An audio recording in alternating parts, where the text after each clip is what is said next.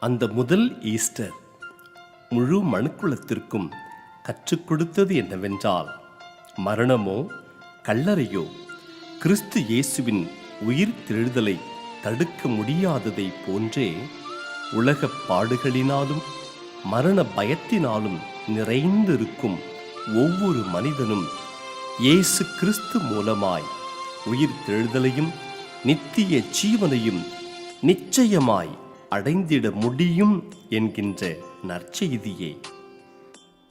ஆதாமுக்குள் எல்லாரும் மரிக்கிறது போல கிறிஸ்துவுக்குள் எல்லாரும் உயிர்ப்பிக்கப்படுவார்கள். அவனவன் தன் தன் வரிசையிலே உயிர்ப்பிக்கப்படுவான். முதற் பலனானவர் கிறிஸ்து.